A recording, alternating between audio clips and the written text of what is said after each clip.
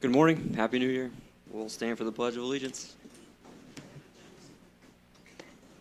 I pledge allegiance to the flag of the United States of America, to the republic which stands one nation, under God, indivisible, liberty, justice for all.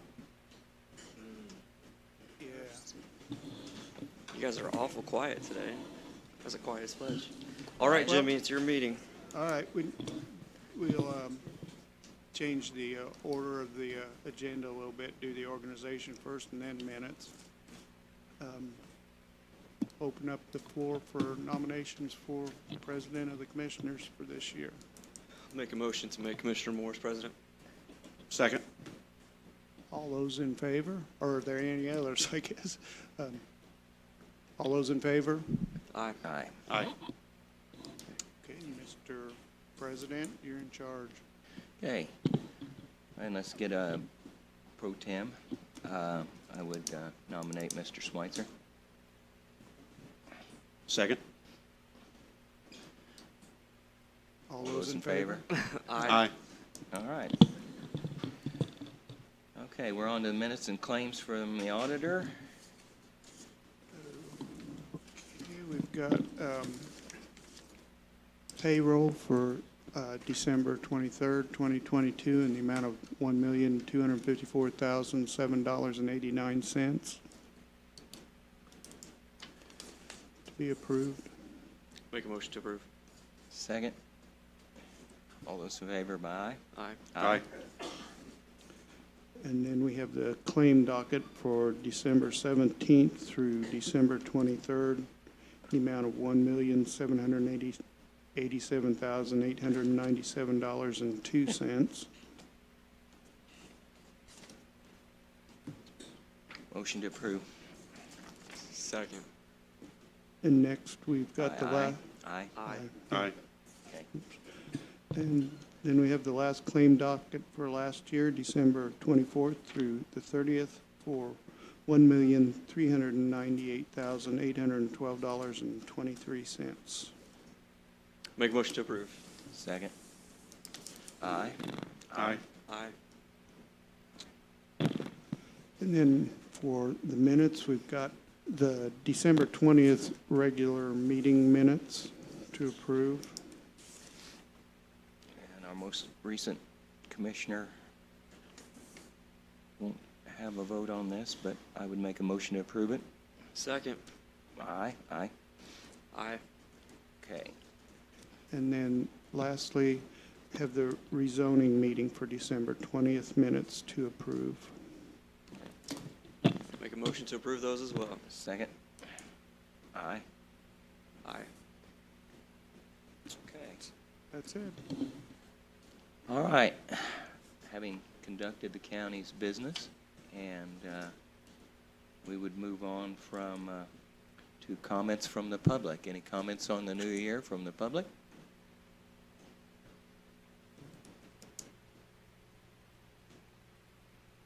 Okay. Hearing none. Any comments from commissioners or other elected officials on the bright new year? We left one thing. We got to set the dates for the Oh, yeah. meetings as well. Okay. But go ahead and let Kevin do his thing. All right. Commissioners, just basically informative for me and for you is we are doing hearings for Petalboa this month. I've got hearings set up for next week. I don't know how your appointed positions go, what the calendar year is for that, but we would need that if it has to be appointed today.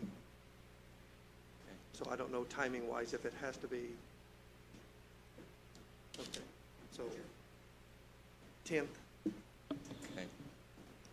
Thank you. What are we doing on the 10th? Oh, okay, so one item is, it has been suggested strongly by the auditor that the commissioners have a weekly meeting for clearing of accounts payable. Is that correct?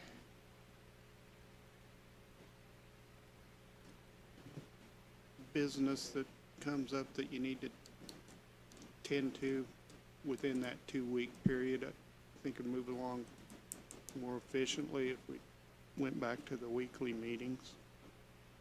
Okay, we had some discussion, and we feel like that two of us will be here most any time of that, those periods, and that's all you'll need to conduct business and keep you in good shape with the LGF, correct? Yeah, and Board of Accounts and everybody else that comes looking at us. Okay. So we will have a Tuesday morning at 9 o'clock weekly meeting. Yeah, we need to make a motion to approve it, so I'll make that motion. Second. Aye?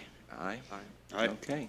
And then, Terry, do we need to advertise those meetings or just post it, or?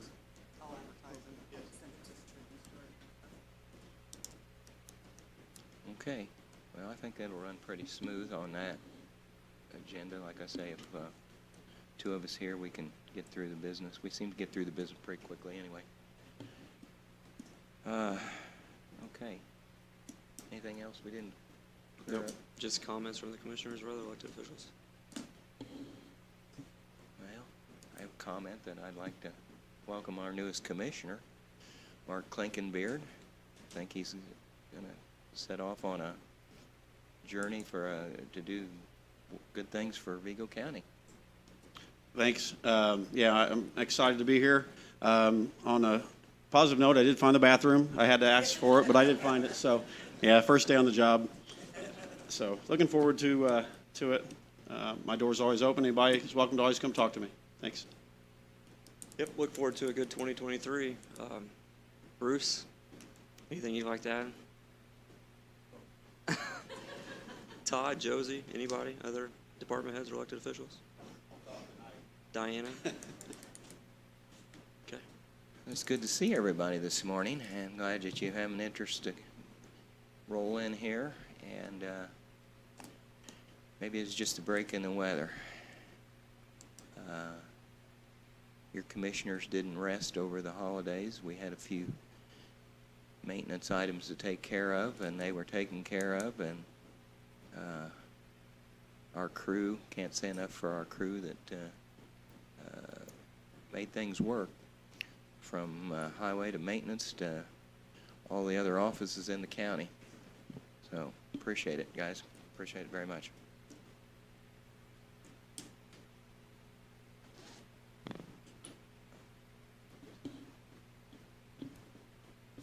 Staying in recess. We will stay in recess till, oh, yes. We'll ask her. Come in.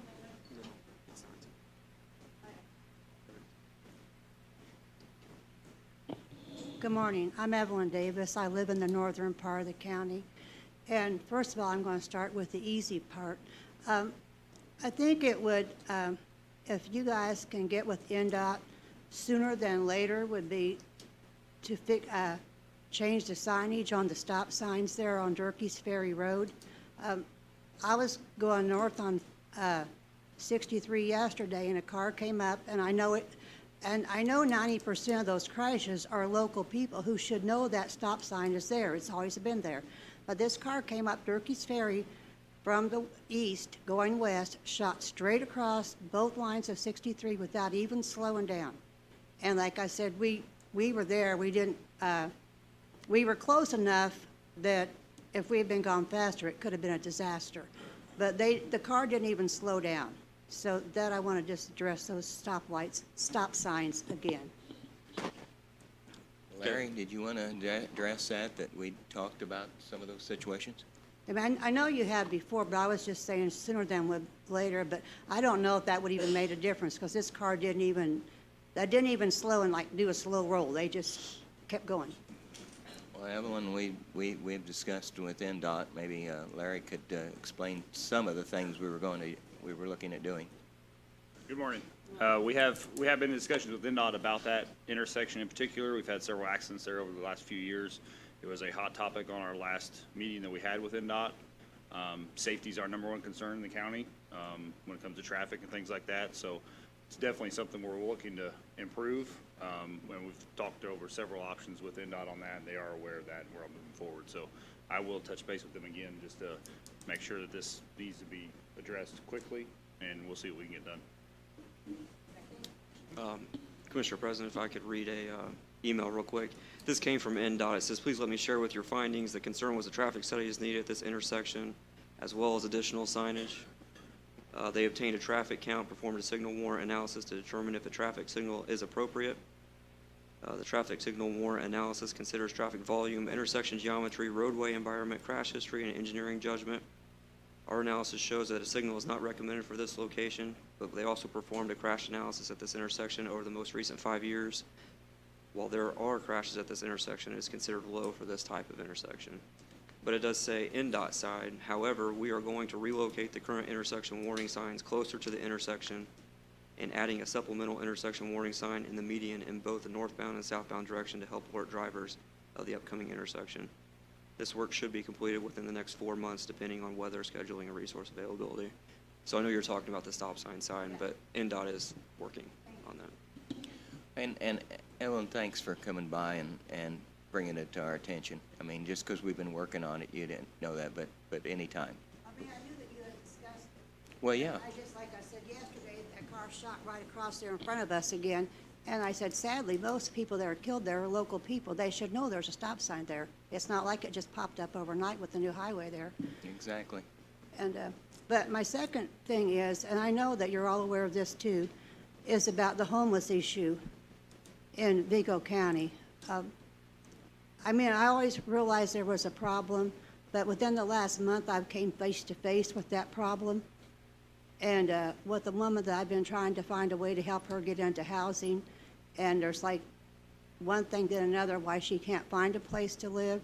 But her house burned, and she's living in her garage, and it's unheated. She is living in there with some kind of little propane heater to keep from freezing to death. And I'm not really sure what all the issues are that why she can't, but I don't know if, like, as a county, we can try to find ways to work to find more housings for the homeless people, to get them off the street, especially that week before Christmas we had with those temperatures. I didn't see any statistics anywhere, but I'm sure that we lost some homeless people along that way, and they probably just haven't been found yet. But I don't know if what's all in the works to try to, or anything is in the works to try to find more housing, figure a solution out to try to get some of these people off the streets where they, I think some people, and this is just what I have gathered talking to other people, when you lose your home, whether it's to fire or you couldn't pay your rent, it's almost impossible to get back on your feet again because of having to have so much money for a down payment, like I guess a holding fee plus your first month rent right off the bat, that a lot of people just don't have those funds. And if there's another way, we could find another old hotel somewhere or something that we can help these people get into where they're not just sleeping, under cars in their garage with no heat. And I don't really know, I don't know the answer, I don't know the issue, but I'm just wondering if as a county, we can try to work together to find other places and find a place. There's one particular lady, like I said, that's living in her garage. It's unheated because her house burned. People have threatened to burn her garage down. Or she told me that that there was a sheriff there the other day that said they're going to bulldoze her house. She said she still owns that house even though it's a disaster. And I don't know how they can do that when there's other houses along that same stretch that I have been in here over a year trying to get declared condemned and have it tore down. There was 2 of them next to her that are condemned, and they're not tore down yet. One's been empty for years and years. And I'm just concerned about her mental health. If they go in and bulldoze that, what's going to happen to her, where she's going to go. And so I don't know if we can find another way to help house some of these homeless. But Without knowing the rest of the circumstances, I can't, but we can talk afterwards and Okay, go over I a few understand. things. I understand that you can't right now discuss one personal thing, but I'm just wondering if there's any way we can find in the county more places to shelter homeless people. I know that there were a lot of places during that really cold snap, businesses that let people in and stay there, and they were asking volunteers and stuff. And Right. I'm not even sure, like, as a business person, what you have to do as far as the county, like what the criteria is. Just say I owned a large building that's empty most of the time. If there are rules and regulations that I have to follow to let somebody come in and sleep in there for a few nights, if there are rules that you have to make sure that they have this or that, or you can just come in, say, throw sitting back on the floor, at least you're out of the weather, if that's allowed, so I would like to know where you find out the criteria to open up a building that you have on a temporary basis to house people overnight. I can answer most of the questions. Go ahead. So Evelyn, the city, county, and even counties regionally are working collaboratively on trying to come up with new housing. We just did, or Thrive is in the process of doing a housing study that takes into consideration low income to extremely low income, all the way up to residential housing. So that's happening right now as we speak. When it comes to a building that has burnt or is unsafe, if your building inspector deems it unsafe, and it could be a liability to the neighbor or to the person within that structure, they can take emergency action and tear it down. We're going through something like that right now in Shirkyville.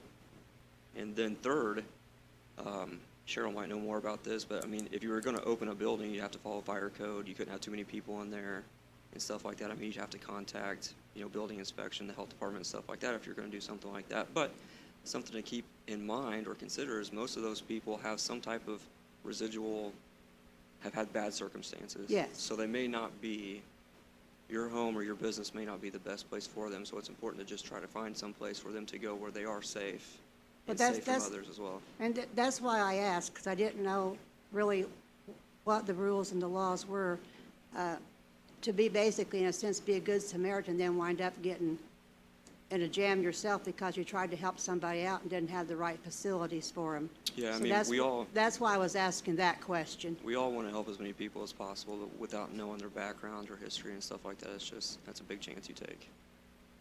Okay, but I just thought maybe we can, I don't know, and I say we, I mean all of us, I'd be willing to help, just try to start working on a solution for some of the bad things that's going on in our county, so we can try to put a more positive spin, on Vigo County. Yeah, I mean, almost all of us that are in this room are usually in the same situation you're in when we encounter a homeless person, is we all pick up the phone and try to call someplace to try to get them help.